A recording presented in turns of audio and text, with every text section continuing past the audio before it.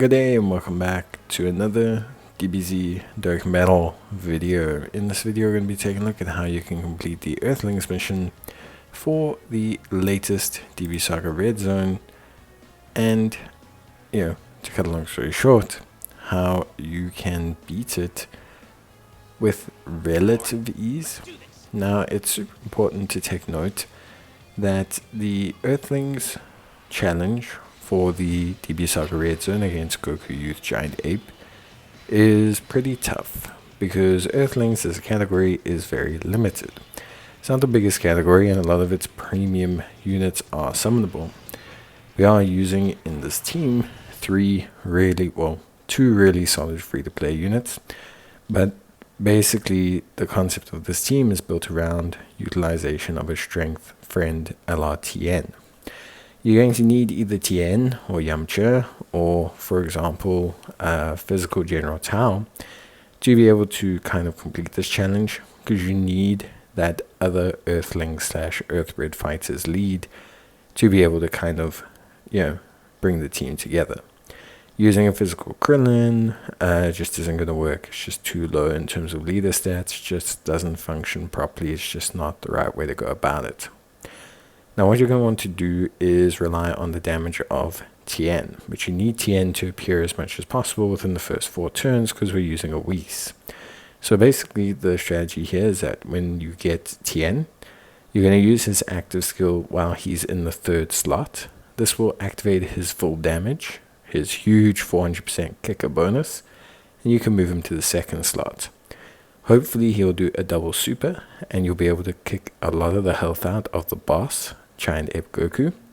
And then in his 2nd turn, hopefully he does the rest of the damage when you move him off rotation by putting him in the 3rd slot.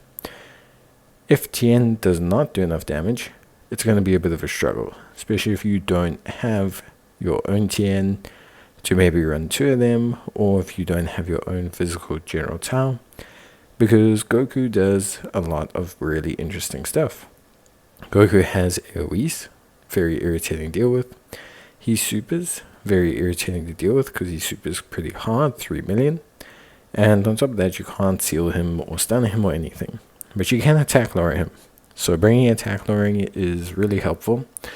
It's something that helps you to control the battle a little bit, gives you a little bit more of a foothold in the battle, gives you a little bit more presence in the battle, a little bit more control about what the boss is doing, and I think that helps out a ton. Aside from that, generally, what I would say is your best bet then is to use Yamcha as a tank. This works pretty well, as long as you can get enough rainbow orbs, because Yamcha has very good evasion prior to super with enough rainbow.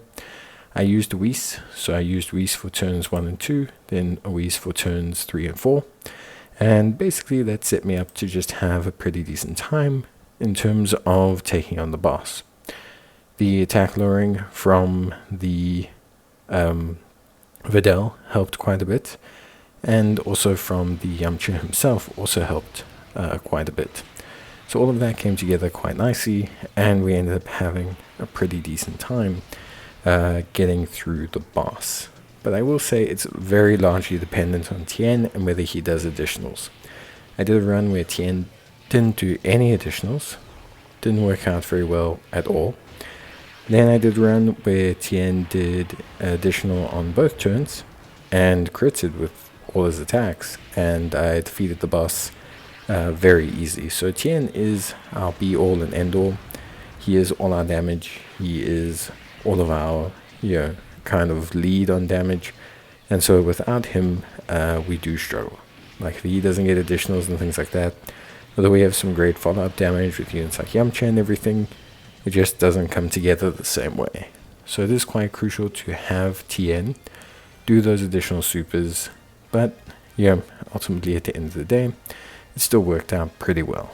But that's it from me. Hope you guys enjoyed the video. Let me know if you need any more help, and I'll see you guys in the next one. Until then, as always, take care and bye.